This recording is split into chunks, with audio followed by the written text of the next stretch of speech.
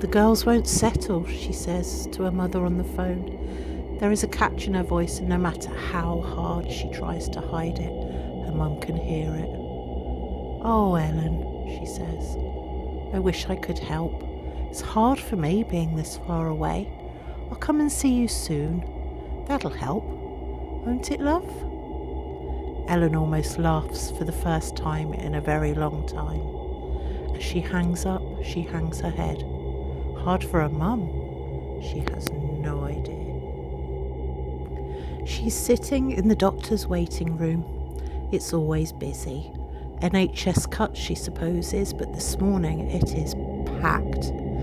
Alice is fussy and Lucy is screaming. Ellen thinks everyone is watching her, judging her. She is close to screaming herself. An old woman looks at Ellen's dirty hair, messy clothes and crumpled face with alarm, but not without compassion.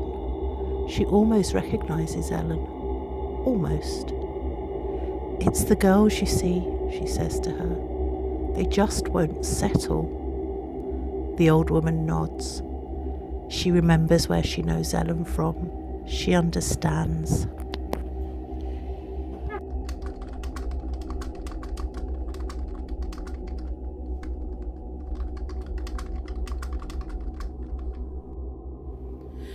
Her doctor is busy writing while Ellen talks. She hasn't used her voice so much for a very long time, and she shocks herself at the sound of it. Shaky, unsure, quiet. She's worried the doctor thinks her mad, unable to look after herself, let alone anyone else. You need to sleep, Ellen. You're doing yourself no good carrying on like this, said the doctor. I'm glad you've come in. It's obvious you need some help. You said your mum was coming to see you soon? Yes, says Ellen, staring at the floor. Maybe she can help me settle the girls. The doctor stops writing and looks at her concerned. Ellen leaves with a prescription for sleeping pills and antidepressants. She's not sure they will help.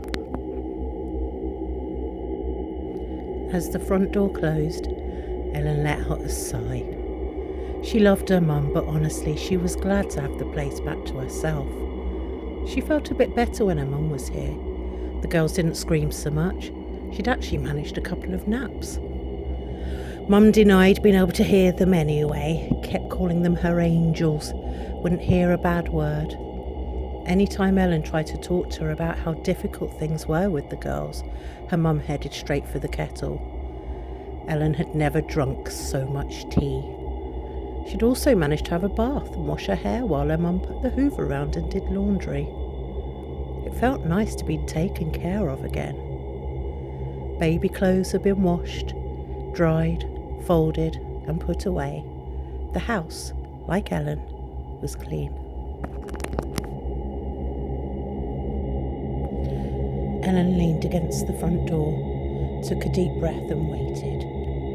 For a wonderful 3 seconds it was peaceful. Quiet. She exhaled, and then the screaming began again.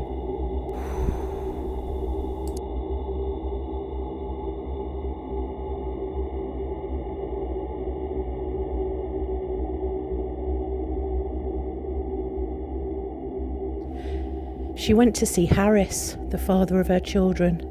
She told him that the girls would not settle. She begged him to help her. She hated herself for begging, but she needed his help, so she appealed to his worst nature. He could help her settle the girls if he wanted to. He called her mad, said he'd washed his hands of the girls, of her, when he'd washed himself clean. He laughed at her, said she would never be free of their screams. Alice cried louder when she said that, though of course he pretended he couldn't hear her. Lucy whimpered, but then she always had in his presence. She had been an idiot to think he would help, even if he could. She was glad he was locked up, glad he could never hurt any of them again.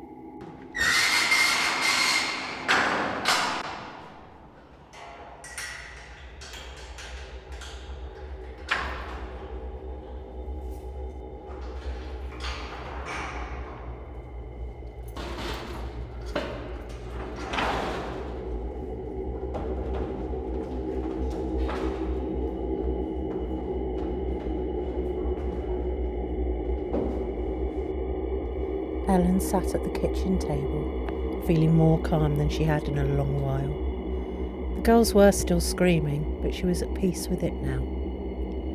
She finished writing her letter and carefully folded it, putting it gently into an envelope. Envelope sealed with a kiss, she put it prominently on the table. She didn't want it missed. The girls had been screaming for 3 days straight now. They just wanted their mummy. Ellen put the noose around her neck. As she kicked the chair away, she whispered, "It's okay, girls. Mummy is coming." No, no.